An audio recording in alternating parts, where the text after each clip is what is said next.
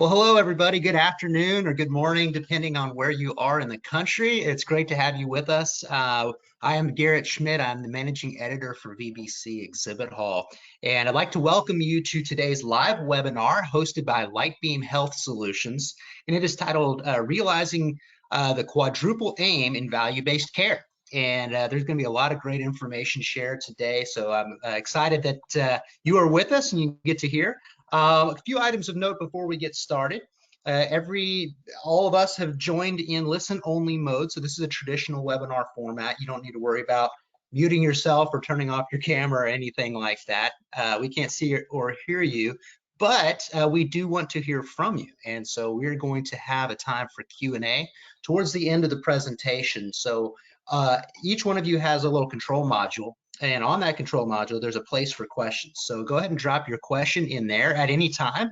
You don't need to wait until the Q&A in order to do that. Also, we are recording the session today. So what's going to happen is about an hour or so after we conclude, you will receive an email. And it'll have a link to the recording, also to where you can download the slides. And that way you can review it again, share it with colleagues. And we hope that you do. And then finally, I'd like to briefly introduce our speakers today. First of all, we have Dr. Kent Locklear, and he is the Chief Medical Officer with Lightbeam Health.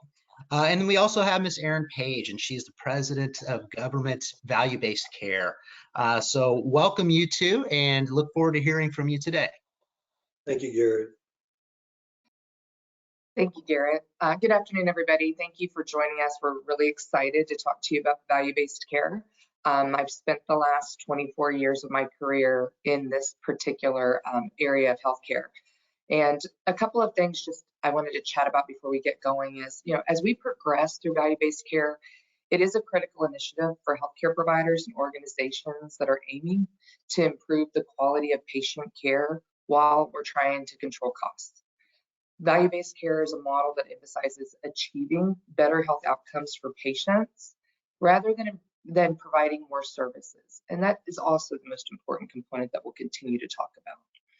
Moving through value-based care, it's complex, it's a long-term endeavor, but it drives improved patient outcomes, it reduces overall cost, and it creates a more sustainable healthcare system than what we had yesterday or the day before.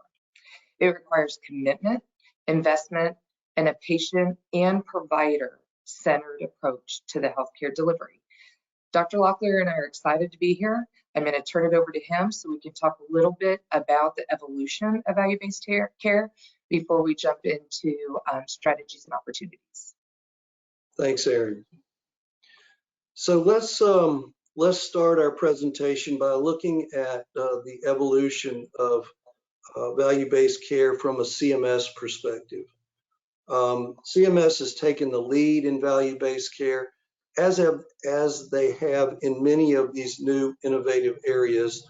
We'll talk a little bit about Medicaid and a little bit about commercial as we go through the presentation, but let's focus on Medicare for a minute. I'm a family doc. I've been a Medicare provider for 32 years.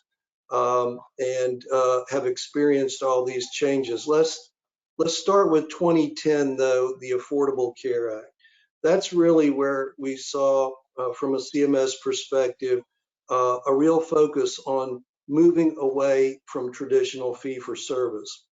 Now, this is just a reminder. When we talk about all of the programs on this slide, we're still talking about traditional Medicare. We'll get into Medicare Advantage in a few minutes, but we're talking about traditional Medicare here. So enrollees that fall into these new programs, they still maintain all their benefits and eligibility for traditional Medicare. So when you look at some of these new programs, early on we had things like this. They stood up the MSSP program, which I think everyone is probably aware of. Also CPC, which was a primary care focused program. We get to 2015, and that's when Congress passed the MACRA Act, and that really accelerated the move towards value-based care even to an even greater extent.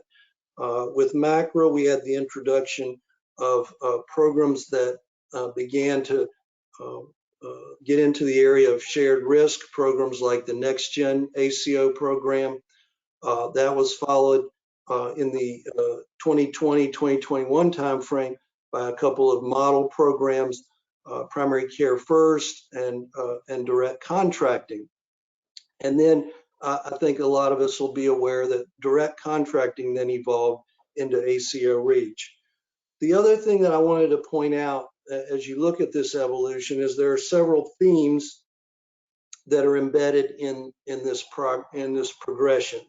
One of those themes is the effort to begin to measure and reward quality. Another theme is addressing really front and center, addressing avoidable and modifiable utilization, expanding shared risk. And as we move up this time frame, that focus on shared risk becomes more and more prominent. And then lastly, what we've seen here in the last 3 or 4 years is a focus on health equity, which I think is really going to revolutionize value-based care. It's an area where I place a lot of focus, and we'll touch on that as we progress through these slides. So Aaron, you have 20 plus years in the Medicare Advantage space. Give us your thoughts on how Medicare Advantage fits into the value-based care environment. Sure. So I think, as you saw on the previous slide, about over 50% of Medicare beneficiaries are now in Medicare Advantage, and it's growing. And this slide is really to show what will occur by 2033. And you can see, although the Medicare beneficiary total is growing, so is Medicare Advantage. It's a program that's not going to go away. CMS will continue to refine it. We've all seen changes that are going to occur for 2024. Some of them folks are excited about, others are going to cause a longer path for us. But overall, this program is growing year over year, will continue to grow, and CMS will not look to do anything that will risk the continued movement of this particular program. If we go to the next slide. So here you can see, going back to some of my original comments, the exponential growth of MSSP when you look between 2012 and 2017, just dramatic growth in the number of enrolled beneficiaries. Now, admittedly, the growth has leveled off, but to the credit of all involved, the provider organizations, CMS, the program has maintained good traction, and we're not seeing a significant drop off. That very small dip we're seeing in enrollees is likely a shift of beneficiaries from an ACO type program over to Medicare Advantage, and so we see the increasing percentage in Medicare Advantage. Now, I did mention that evolution of direct contracting to ACO REACH. So you can see in 2021 was direct contracting. The enrollment was potentially a little underwhelming, but with the shift to ACO REACH, again, we're seeing exponential growth in that program. And for me, I think that's quite encouraging because of ACO REACH's focus both on appropriate reduction in utilization and on finally addressing the long-standing problems with health equity that we see in this country. Aaron, I know that there's also some impact on Medicaid and on the commercials that mimic some of these increases. Yes. So before we get into really the strategies around this, I think what's really important is we continue to see the growth of value-based care programs and models in the Medicaid world as well as the commercial world. Although these will all have different nuances from a Medicare program, I'm very excited to continue to see that the payer world coming out of that after so many years sees the need to have engagement with the provider world, the health systems, and everyone involved. We all know that there are some changes in the Medicaid population right now. With the expiration of the continuous enrollment, we have a lot of flex occurring right now in that Medicaid population. But as they get re-enrolled, whether that's 6 months or 12 months, we will begin to see the managed Medicaid lives increase the way they had previously. Another area that we don't talk a lot about, but it's a rising cost issue, is the commercial side. When we look at commercial employer-sponsored health plans, many of them are looking at an average of a 7% premium increase in 2024. 2023, we saw some increase, almost flat. But when you think about the continued increase in the commercial world that employers are dealing with, thinking about value-based care, thinking about how to deal with cost both inside and outside of the exam room is critical across the entire patient population, and our industry realizes that. So if we go to the next slide, Kent's going to talk a little bit about the Quadruple Aim, and I know that many people reference Quadruple Aim and think of it more towards the Medicare population, and we're going to talk a lot about Medicare today. But know that every one of these quadrants is in relation to your patient population, how you engage with that patient population, and how you think about long-term reducing cost, improving quality, and having a better patient experience for the individuals you care for. So thanks, Erin. So the triple aim and now the quadruple aim conceptually has been around for many years now. But when we have conversations about it, I think sometimes the conversations remain too nebulous and too high level. We're going to try to get into some detail, and we're really going to focus on how value-based care can really finally be the true operational realization of the quadruple aim. Because if you look at the tenets of success in value-based care, they really mirror almost exactly the aspirational elements that underlie the quadruple aim. We'll start with improved population health. So what does that mean? Well, it means that you really have to understand your population better, down to the individual patients. Population health, you can't improve patients' health through just simply population characteristics. It has to be implemented at an individual patient level. But you have to understand what is the disease burden in your population. You have to be able to perform risk analysis. You have to understand the social determinants that all impact individuals that then make up your population. Value-based care requires these things for success, and they are some of the underlying tenets of the data and the analysis that we do in a well-organized value-based care program. Those things then lead to your ability to be able to identify opportunities for reducing the cost of care. Fee-for-service was not, and I think we can all acknowledge this, was not a good model for reducing the total cost of care. There was too much focus on volume, whether that be professional service volumes, procedural volumes. The incentives were misaligned. But in value-based care, there is very nice alignment in the reduction in modifiable cost, and that's central to success in the program. Enhancing the patient experience. When I think about my early days in practice, again, the pressure for throughput, 10, maybe at the most 15 minutes with a patient, and then you might not see them again for several months, sometimes even longer. Patients never, I think, found that particularly rewarding.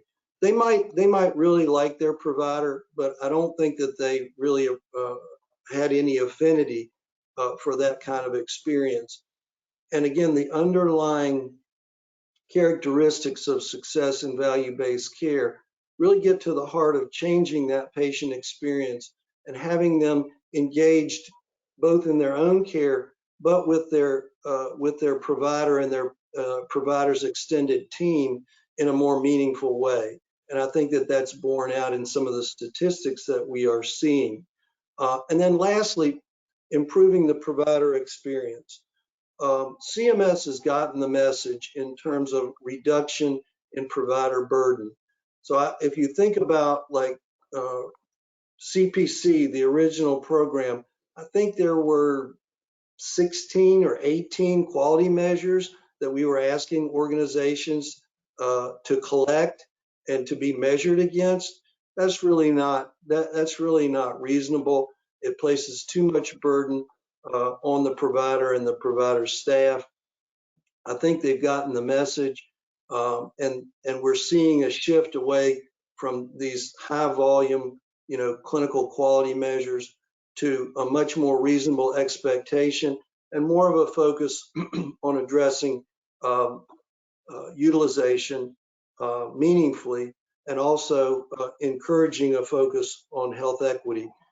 In the long run, if providers can feel that the care they're delivering is more effective, that they feel they're being reimbursed at a reasonable rate, that they have an opportunity to share in the savings that's being realized, you're going to have a more satisfied professional experience. And I think we are seeing the beginnings of some of that in our more mature value-based care providers. Great. Thank you, Dr. Locklear. So let's talk a little bit about the low risk path to value-based care. Oftentimes people hear value-based care, financial risk, and it can be daunting to think about how you manage those healthcare dollars in a way that provides both quality outcomes and financial outcomes. So we think about this in 4 key pillars, but there's actually a 5th one that I'm going to start with. And the 5th one that really crosses all of your population and is critical is going to be, how do you manage your attribution and your panel? So you get attributed, you have different products, whether it's a CMS product, whether it's Medicare Advantage. Underneath that, you have HMOs that are the primary care kind of gatekeeper model. You have PPOs that may or may not have any type of primary care model, point of service plans, and then you have special needs and dual plans. So how do you think about managing your panel? It's really important to understand how attribution is allocated to you for every one of your value-based care contracts. It should be in writing and it should be visible when you're looking at what's coming over from your health plan partners. Understanding the mix of that population is also very important, and that the ability to apply clinical and quality programs to those populations will drive results. 3 areas to think about, and you're going to hear me talk about these in different ways throughout this webinar, is you have 3 cohorts of patients on a regular basis across your practices. Ones are what we call joiners. They've recently joined either your practice or they've been attributed to you through the health plan. So there's your joiners. You have stayers. Those are your patients or your members that are stable to your platform or to your panel that you have experience with both in and out of the exam room. You've seen them face to face, you've gotten claims data on them, and you're also looking at the quality metrics of that patient. Then you have leavers, and oftentimes people say to me, why do I worry about who's leaving? It's really important to understand who's no longer attributed to you. How does that impact your revenue or your benchmark? How does that churn impact your cost of care, your quality metrics? And the most important component of that is if a patient's no longer attributed to your panel or your practices or your group's panel, understand why. Did they leave the group? That's all about patient satisfaction. Did attribution model change occur at the payer? You want to understand that. But that churn and that movement of that population is critical to understand on the front end before you get it into any quality programs or utilization programs or cost of care programs or outcomes. When we think about that first pillar, we can get into these other 4 pillars. So we all talk about we want to reduce unnecessary spend, and we do. We identify the cost, we look for outliers all the time. We want to manage our high-risk patients, our rising risk patients, which is going to be your largest cohort clinically inside your panel. You want to improve your patient outcomes of those patients. And then you want to think about transitions of care, post-acute care. But other areas that we need to think of that are not always just on the clinical side is what side of service is your patient receiving that care? Is there a different side of service that has the same quality and lower cost? Is there duplicative testing occurring because of lack of data sharing that's occurring within your marketplace? So duplicate testing, duplicate labs. What about network management? What is the network that you are seeing your patients get access to care to? Do you know that network? Did you build that network? Is it a very large network handed down by the health plan? That's really important. All of that drives also to what were the avoidable admits? How do we handle short lengths of stays? Patients that are in the hospital 1 to 2 days, what could have been differently to keep them out of the hospital and at home? How do we manage the specialty referral world? Oftentimes patients self-refer in the Medicare and the commercial and Medicaid environment, and they'll see multiple cardiologists and multiple orthopedic physicians. And how do we stop that and really engage the patient so that they understand duplicative testing is not a great outcome? We need to get them on into care coordination. We need to get them a care plan and on their care journey. All very important areas. How do we improve quality performance? We all talk about this. We have for many, many years with stars in the Medicare world, HEDIS in the commercial and the Medicaid world, and then other quality measures that are in all of the programs. So how do we tie potential components of compensation, bonuses, and outcomes to both the clinical and the administrative staff that are working on all of these different programs? And then how do we discuss in more detail how the outcomes of the quality measures impact the overall performance of your enterprise? And we're going to get into some of that later in the presentation. Risk adjustment, this is really important in the Medicare population, whether we're dealing with MSSP, we're dealing with REACH, or we're dealing with Medicare Advantage. As everybody knows, there's a model change happening 1/1/24. And not only is moving through that model change going to be a burden, because there's a lot of moving parts, but is the EMR ready for that model change? Does your EMR care templates speak to the evaluation and the monitoring of all of the disease states? Is the specificity appropriately being documented of all disease states? How do we think about recapturing diagnosis? How do we think about suspecting diagnosis, especially in groups that are primary care driven and are responsible for that holistic approach to care? A lot of care occurs outside of your practice. Bringing in that data, understanding what's suspecting, and then talking to the patient, treating the patient for it's very important. How do we make sure that we get the patients either seen face-to-face, we get to see them through telehealth, or we have home visits? Also an area that is challenging because last time I checked, there's not a lot of practices that have open slots. And if that isn't done throughout the year, we all get into this Q4 push, which is how much can we possibly get done at the end of the year to meet all of the metrics in our value-based care programs. And it is extremely difficult and chaotic in our industry. And it's been that Q4 push has been around for a really long time. And how do we alleviate that throughout the calendar year? And then administrative burdens are in here. And one is, how do you look at charts and prep them before the patient comes in? How do you review charts post-visit and talk to the provider about any items that were missed? So this is an area that is not just about what happens in the exam room again.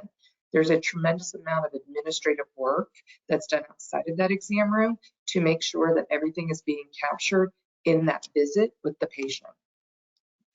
And then when we get to that fourth pillar, and you've heard Dr. Locklear talk about it, and I'll talk about it a lot, it's we have to improve our patients' experience and our members' experience. How do we improve access to care? How do we proactively coach and teach our patients, no matter who they are, about a disease state? And how do we get them to embrace a disease that they may have or be on the verge of having? How do we think about providing care in a different setting? We have many patients that are senior patients that would like to receive care in their home. Getting in a car and going to a primary care office or specialist office is not the easiest thing at times for a Medicare beneficiary. So how do we think differently about the location the service can be provided? As we all know, there's lots of talk about hospital at home, post-acute care in the home, and I think we're going to continue to see that evolve. but it will also help the experience of the patient that needs the care in the long run. So if we go to the next slide, I'm going to talk about challenges, because with every challenge comes an opportunity. And I believe that in value-based care to be 100% accurate, because I've seen it for many, many years. But we have to also understand our challenges and just accept them. So let's think about data integration and how we deal with it. We're dealing with fragmented IT systems. They hinder seamless data sharing across care settings. That's been going on for many, many years. How do we get consistent, usable data from health plans, from HIEs, PBMs, ADT fees, state and federal programs? You hear all these different areas that we need the data, and we need it all to come in to have a 360-degree view of our patient and member base. What's interesting is oftentimes getting data isn't the challenge anymore. We can get data. Data is available. The real challenge I see consistently is that data in a usable format. Can it be mapped into data platforms? Do we have data dictionaries to translate what every column means? Do we know how to take columns and add them up to get the accurate revenue or get the accurate cost of care? Is that information as transparent as oftentimes data sharing is now? That's really important. It used to be, how do we get the data? Now it's, do we have data, and can we use the data to the different data platforms that we've all invested in? How do we align stakeholders? Alignment of stakeholders is the big one. How do we align incentives and interests among those stakeholders? When we think about who are your stakeholders, are they hospitals? Are they physicians? Are they providers in general? Are they the health plan? Are they the patients? Who are those stakeholders and constituents that need to be engaged in changing the way that not only we deliver care, but manage care? This is a challenge. It's been an ongoing challenge, and we continue to work on it. But addressing who our stakeholders are and embracing them is going to be critical. And the interesting part of this is aligning stakeholders can be done in the VBC environment, but it's not always done the same for each and every stakeholder. So that is our challenge, is how do we embrace each stakeholder to get to our common goals? Patient engagement, we've talked about. It's a challenge. We can teach them and we can talk with patients, but oftentimes they don't embrace their own healthcare, or they're not ready to accept a disease state that they have. And we have to figure out how to overcome that and continue to educate them on healthcare. Risk management. Many people think of risk management in different ways, but providers and groups and IPAs and MSOs might be hesitant to accept at-risk financial contracts without having really clear strategies that help manage patient populations, quality and cost of care. And providers and leaders really need to understand and want to understand, how do the funds flow? How do I get my revenue? How are my costs allocated? How are they calculated? And then ultimately, how does this get impacted throughout a calendar year? So there are a tremendous amount of moving parts in these contracts, and understanding that risk is critical. It's a challenge. It'll be an ongoing challenge in our industry. Financial pressures we've all been dealing with, and we continue to deal with. When you transition from fee-for-service to value-based care, it does create a short-term financial challenge for providers and for groups and organizations. Upfront investments in data, in staff, plus the rising cost of just running healthcare businesses, which we don't see going away anytime soon, is a challenge we face. Then we think about measurement difficulties. Standardizing measurements of quality and outcomes across various conditions and patient populations, it's extremely complex. It's difficult to accomplish. We did think as HEDIS came around that would help across all patient populations. In Medicare, we thought when the STARS came out that would help solve the challenges for groups that are managing multiple Medicare Advantage contracts, but it didn't solve it. It created a different challenge than we previously had prior to the HEDIS and the STARS, etc. We see, for example, in Medicare Advantage plans, every plan tends to be focused on a different HEDIS measure that they need to increase their scores for, or there's areas of a STAR program that they need to increase. So what one plan may be focused on is different than the other plan. At times we'll say, let's just focus on all of it as a provider group or as a risk-bearing group taking the financial risk. But it's really complex and hard to do that. It's especially when you have different levers in your own contracts tied to those successes. So that's an ongoing challenge. Then we think about infrastructure and upfront costs that we just talked about. Establishing that infrastructure is critical. Running value-based care contracts in spreadsheets or in other areas, and without having it all pulled together and really diving into that data, refining that data, doing the who, what, and why. What do I do with the data? How do I impact patient care is super important. And then each of these areas that I just went over, all of them have a tremendous amount of subcategories that we could talk about for hours today. But they really roll up into these kind of 8 components. So what I'd like to do next is let's get focused on key areas that groups, MSOs, and practices need to understand when moving through the risk continuum. And we're going to talk about a bunch of stuff now that's really exciting, but we're not going to go into deep detail because we just don't have enough time today. But let's just think about how we understand the concept of value-based care. So we want to ensure that our organizations understand what value-based care is. And a lot of different definitions come up on this. So once your organization understands what is the shift from fee-for-service to value-based care, how long does that take? Is it 1 year? Is it 2 years? Is it a 3-year shift? Every organization is different. The fundamentals will be different depending on the patient population you're also managing. So really understanding that what concepts are out there and what concepts you're looking at are important. After that, you're looking at an assessment readiness environment. Have you completed an internal readiness assessment? Do you understand the gaps of the organization?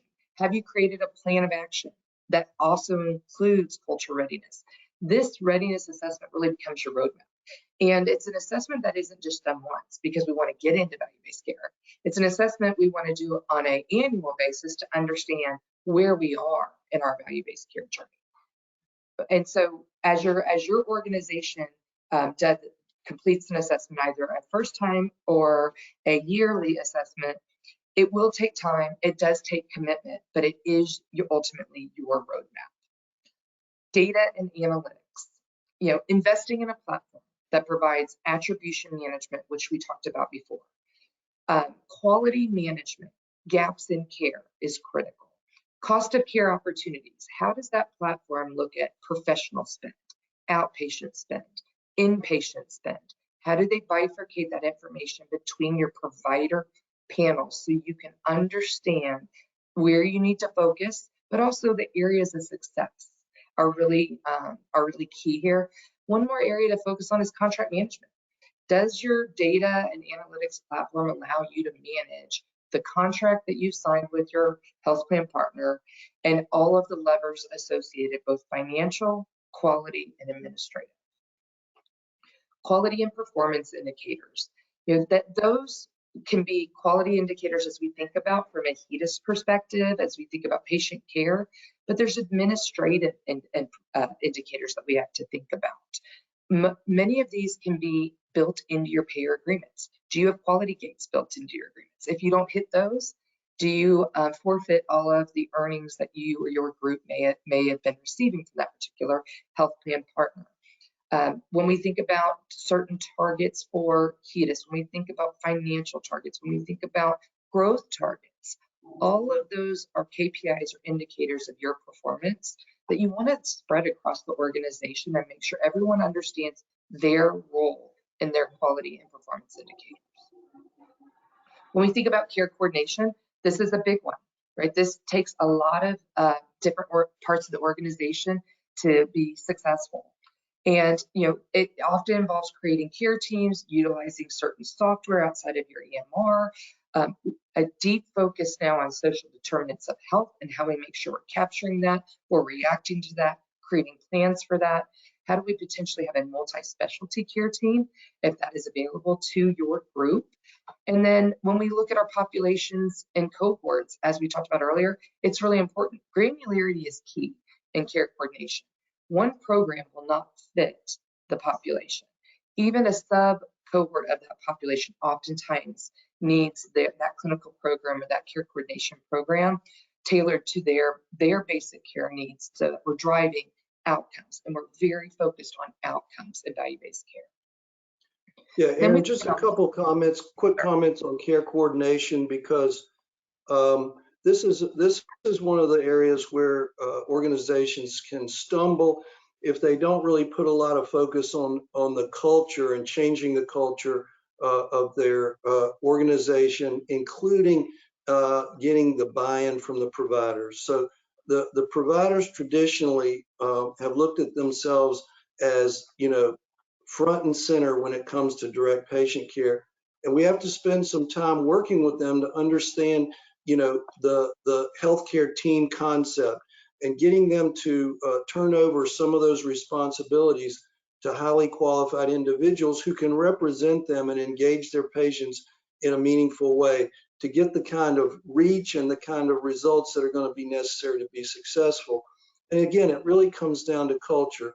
If you can do all of these things very well, but if you don't invest in the culture, if you don't fully inform all the stakeholders, if you don't get alignment from top to bottom, from strategy down to compensation, you really run the risk of undermining all of your good efforts. So I wanted to put in a strong plug for culture, because I've seen in a number of cases where very highly capable organizations with great plans were not able to succeed, really because the culture never changed.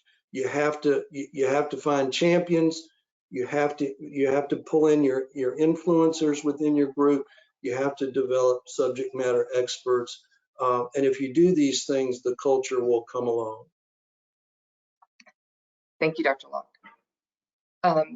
So as we continue through this, and we think about population health management, we've talked a bit about it. This is data. How do we take the data? How do we understand the populations? How do we look at cohorts? How do we bifurcate those into who's new to us, who is our existing population, who potentially has left us, and how does that impact it? But also getting into what is the network that we're dealing with? Is it our papered network? Is it the network from the health plan? Is it a virtual network that we've created? All of that should play into how population health management is looked at. And lastly, again, patient engagement. How do we continue to bring patients into their care journey? Education, through telehealth, through digital tools, and how do we encourage those patients to take an active role in managing their health? So next slide, we're going to talk about some other key areas. So provider incentives. This is an area I get a lot of questions about. So how do we incentivize our providers? And developing these programs for the healthcare providers, that you are rewarding them for the work that's being done. They're delivering high quality care, achieving positive outcomes, meeting their goals, and incentivizing them is really, really important. At the same time, it's just as important to think about the care teams, the administrative teams that are working with that provider, both in and out of the exam room. Oftentimes, a high percentage of the value-based care work is being done outside of the exam room within workflows and care teams. And the dependency that the provider has on those teams is critical. So again, putting together an incentive program that looks at a team approach and team outcomes is very different than just creating one that gears itself just to the providers, but they need to go one and the same. Payment reform. How do you negotiate with your payers that you are transitioning from fee-for-service to value-based care models? This needs to include both administrative and financial terms. So when we think about those areas to focus on with health plans, you have to be able to talk about the shared goals, both financial and administrative. When looking at the terms of your agreements, you want to make sure that you have communication between the provider group and the health plan. Are you going to have monthly joint operating committee meetings? Are you going to get consistent information out of them on a daily, a weekly, or a monthly basis? How do I get that put into my agreement? You have to have consistent and timely data sharing, transparency of costs that are going to be allocated and charged to the groups, either profit and loss or the overall P&L that's coming out is going to be critical. Engagement and education of the providers and the networks. How do we make sure that the right information is being given so we all understand what's being done by the health plan? How do we innovate together? When we think about clinical programs or potential products that we could potentially go to market with is important. But at the end of the day, the health plans need to have a member-centric approach. The medical groups and the groups taking risk have to have a patient-centric approach. We have to keep the person at the middle of the strategy and the decision making, and we have to prioritize their needs, their comfort, and their well-being. And when we bring all of those components together in a value-based care contract, which you don't always get all of them, it really does drive the results of the Quadruple Aim. When we think about continuous improvement, it's just what it says. We need to have a culture of embracing continuous improvement. Value-based care is fluid. All of our programs need to be improved on a regular basis. We need to understand the mix of our, as I've said, when your population shifts, programs can shift also. We've talked a bunch about patient-centered care, but I'm going to keep bringing it up. And then collaboration and partnerships are really important. How do you work with other healthcare organizations, specialists, community resources, so that we look and provide a holistic approach to care for the patients? How do we address social determinants of health? And then one area that we continue to discuss in industry all the time is access to care. How do we get care timely to our patients that are in need of it? So developing networks, thinking about community resources, thinking about other partnerships that you can develop on a yearly basis or a long-term basis are really important when you're dealing with value-based care models. If we go to the next slide.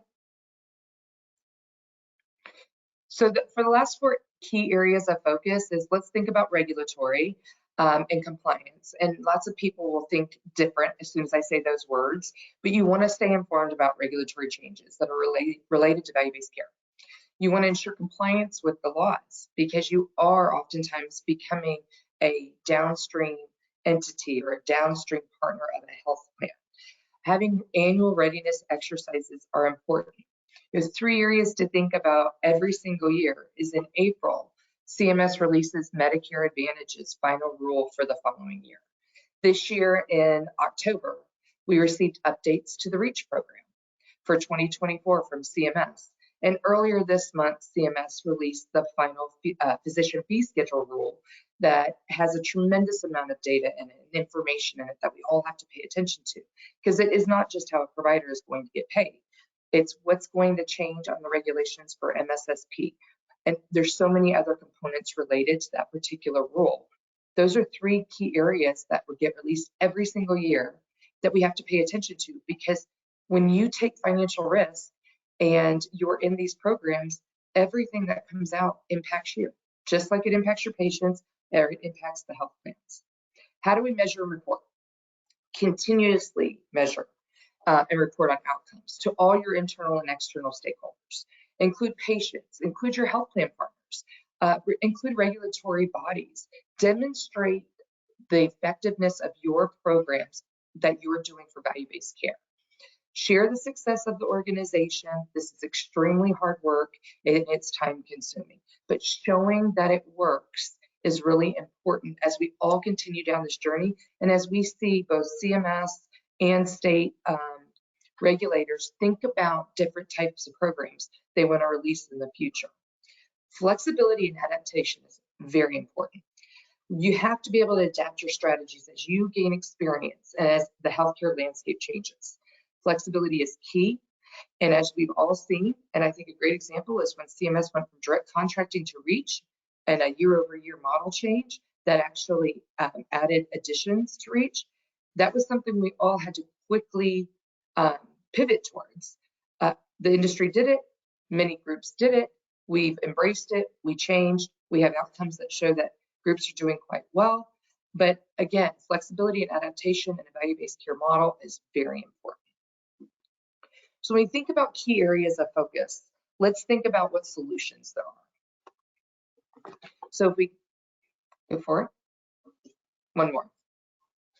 Thank you. So how do we drive outcomes and success? This is really taking our challenges and the areas of focus we've talked about and kind of turning it on the side and saying, all right, we know we need to align incentives. There's lots of different moving parts when you want to align incentives, and changing provider compensation in particular cannot happen overnight. As Kent said earlier, it is a culture change when you move from volume compensation to outcome-driven compensation, and it will take time. Patient education programs are critical. Risk stratification tools, being able to really look at cohorts, stratify your population, not on a monthly basis. How do we stratify our population on a daily or a weekly basis as we're taking in data from all these different sources, whether it's HIE on a daily basis, the health plan, or your PBMs? Phase transition plans. How do we implement VBC gradually, allowing providers to adjust to the new payment model that we talked about with aligning incentives? This will take time. Standardized metrics, I don't see that we're ever going to have it in the way that we all think about it.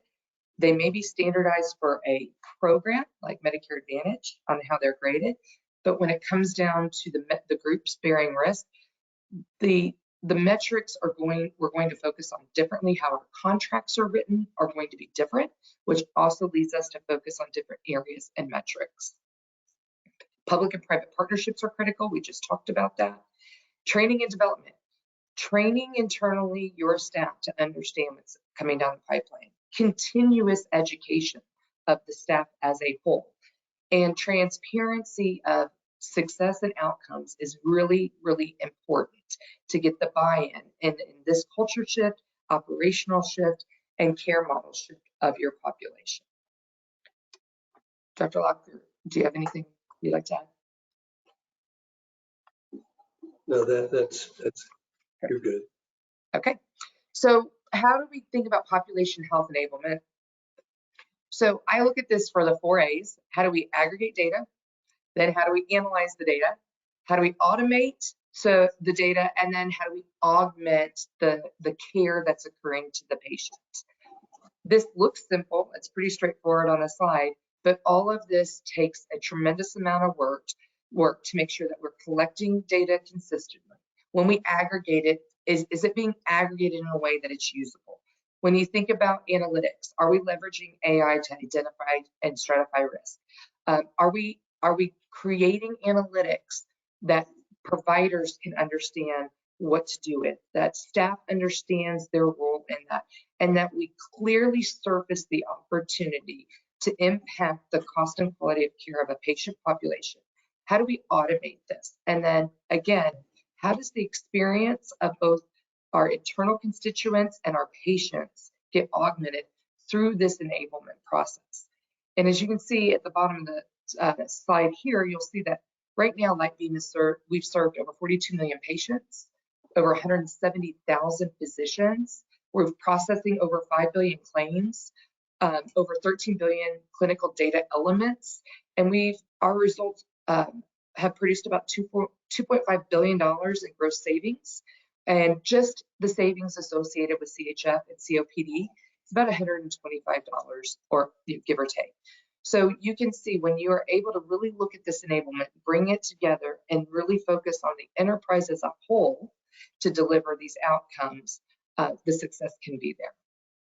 So as we think about the data and we move to how do we clinically navigate the risk continuum, I'm going to let Dr. Locklear talk to you a little bit about that. Go ahead, Dr. Locklear. Okay. Yeah, so when you begin to move down the path to increasing shared risk, there's a formula that we believe you'll need to deploy in order to have the kind of success that you want. First and foremost, it begins with the data, aggregating that data. You need a robust data set, and you need to be able to make it actionable. Once you do that, you can then accurately identify the risk in your population. You're going to want to understand who are the high risk. You're going to want to understand where are your rising risk patients. In many cases, those rising risk patients is where the real opportunity is. Many of your high risk patients, the die is sort of cast on them. There is some modifiability that's there, but you really want to have a good handle on your rising risk. But don't ignore your low risk and healthy folks for a number of reasons. They need to have their preventive services. And also, back to some of Aaron's earlier comments, you want to make sure you maintain attribution with those low risk healthy people. You get a full complement of benchmark for them. If you lose a lot of those folks to some other contract, some other program, that can be damaging to your bottom line.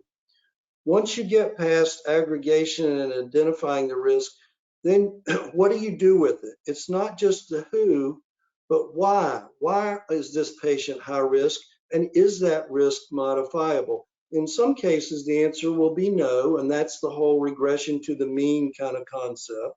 But there are clearly high-risk patients who have modifiable risks, particularly when you look holistically and you look at the elements that really fall into the bucket of health equity. When you start to address some of those health inequities, these high-risk patients, you identify opportunities to modify that risk and lower their total cost of care. And then lastly, you want to be able to intervene effectively. You want to think and execute differently than you would in a fee-for-service environment. And what does that mean? You're going to have to take into consideration things like access. Well, how would you do that? Extenders, telehealth. These are a few examples of how you can extend your access. We've already talked about team-based care. You really can't be fully successful, fully realize your opportunity in value-based care without deploying a team-based approach. Third, leveraging technology. Obviously, we're a technology company. We believe strongly in that. And so we want you to fully leverage your technology opportunities. And lastly, pay attention to non-clinical interventions, or the SDOH health equity bucket. I hate to intervene, but we are actually running up on time here. Okay. So I wanted to get to a couple quick questions. By the way, we do have a lot of audience questions and we won't have time for all of them.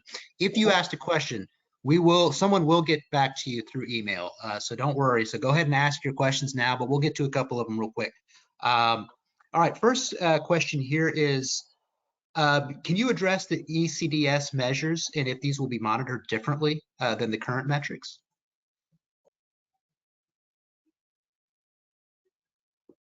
Dr. Lockley, do you want to take that? I didn't catch the what kind of measures? The ECDS. Does that ring a bell? Aaron, can you, I'm not familiar with that. Let's take that one and we'll go to the next one, Garrett. Okay, yeah, sounds good. Next question is, how are reimbursement models evolving for pharmacy services in the context of value-based care? Well, I think it depends. So if it's, you're managing pharmacy in a total cost of care model, then that reimbursement for pharmacy is being taken into consideration on how you manage the total cost of care.